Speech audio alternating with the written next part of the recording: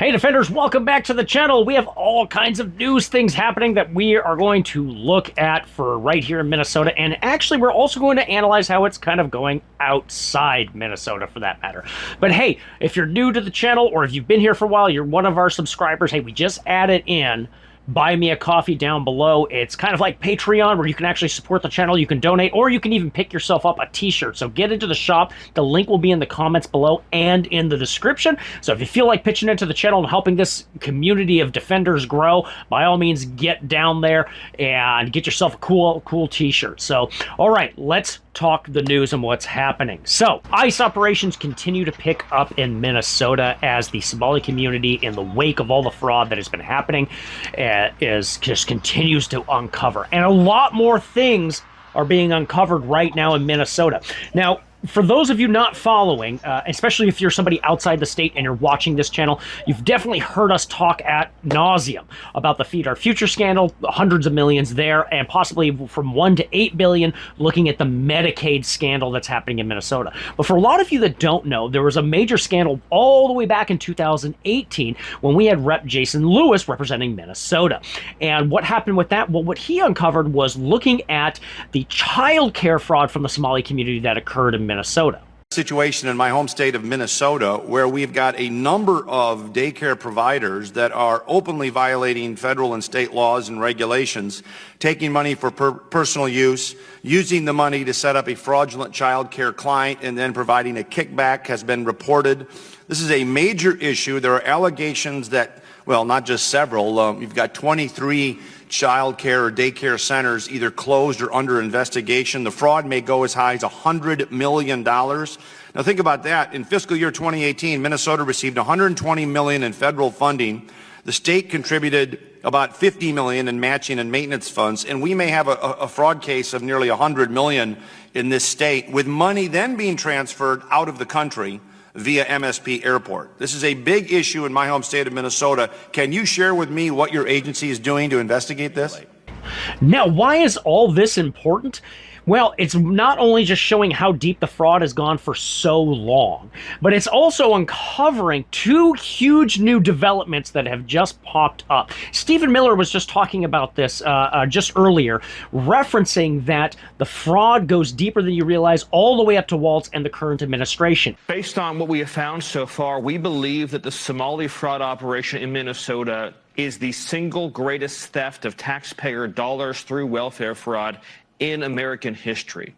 We believe that we have only scratched the very top of the surface of how deep this goes. And you're familiar with all the scams, with pretending that children have autism who are not in fact autistic, with pretending to enroll people in food programs when in fact nobody was ever enrolled, and engaging in massive fraud, lying, and theft and grift on a scale we've never seen before in American history. The total bill, the total tab for this is going to be far beyond the numbers we've already seen reported. In fact, in the House of Representatives for Minnesota, it was discovered that Keith Ellison, the Attorney General for the state of Minnesota, who is an avowed communist and Islamic supporter, was complicit in aiding the Somali fraud with Medicaid happening in the state of Minnesota, which would probably indicate, now this is opinion and conjecture, that he was getting money in exchange for it. In fact, we do know he was receiving campaign contributions from the Somali community to help him protect those that were getting investigated for the Feed Our Future scandal, and he accepted the funds. Recently released audio recordings reveal conversations that happened between the Attorney General and individuals who were later implicated and in some cases convicted in the Feeding Our Future scandal. In those recordings, the Attorney General... Point of order, Mr. Speaker. Representative Niska. Thank you, Mr. Speaker. The Attorney General was asked in those recordings to use his authority to protect businesses under investigation for wrongdoing, and rather than distance himself or remain neutral to allow the legal process to unfold, he responded in those recordings, "Of course, I'm here to help." Mr. Speaker. Representative Niska. Thank you, Mr. Speaker. The Attorney General in those recordings even urged the individuals, "Let's go fight these people." He was offered campaign contributions during that meeting, contributions that he later accepted. The release of those audio recordings raises questions about what's going on in the Attorney General's office that go directly to the need to pass the legislation that we had previously debated, House File 20. Although he has insisted that nothing came of the meeting, his office blocks disclosure of closed investigative point data. of order. Masons 124. The A11 will help ensure that what happens behind closed doors in the Attorney General's office sees the light of day. We can protect people's privacy while shining a light on what the Attorney General's office is doing, who is influencing that office, whether it's those under criminal investigation, nonprofits, corporations, or billionaires with political agendas, because Minnesotans have a right to know when their Attorney General's office is working with them. Minnesotans have a right to know whether the Attorney General is telling the truth that nothing came of that meeting. That's why the A11 is so important. The sheer fact. Now, what other new scandal is popping up in attachment to this? Well, if you haven't been watching on the national stage, we had the huge thing during the shutdown for the federal government, SNAP benefits stopping. And one of the things that was getting looked at by the executive branch was they were requesting all SNAP data from all the states in the union.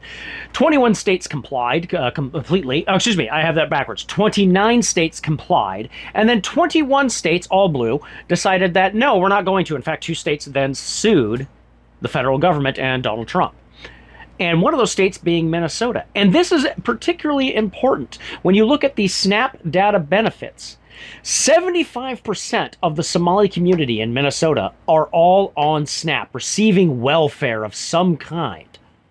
And our SNAP benefits requests for the state of Minnesota saw an increase from 2018 to 2021 of 174%. This is an increase of $500 million in 2019 to 2021, increasing by $1.5 billion in SNAP payments to a community of only where 75% are actually receiving the benefits. That community is only 80,000 people large. Now, this is shocking because the next nearest state in massive increase in the SNAP benefits program in the country is Wisconsin, with a 77% increase from 2019 to 2021, while Minnesota is the only outlier of all those states from 2019 to 2021, 174% increase on those payouts to a community of only 80,000. This is $2 billion. And this is why when the current administration is talking about, whoa, this is more than $1 billion of fraud combined. No, we're looking at upwards of $8 billion being investigated with the current administration and the DFL, that's the Democratic Farmer Labor's Union in Minnesota. They're the Democratic Party here, complicit and supporting this. And I believe in order supporting all this so they can continue to pay out money to these communities in order to get and guarantee votes. Now, for all this taxpayer money leaving Minnesota and the promise essentially that the Walz administration is already looking at property tax increases on citizens in Minnesota, you can see why Minnesotans are really starting to get pissed off and starting to wake up a bit. And I urge you, especially if you're a follower on this and you're here in Minnesota, you're just discovering our channels, it doesn't matter if you're Democrat or Republican, this is affecting everybody.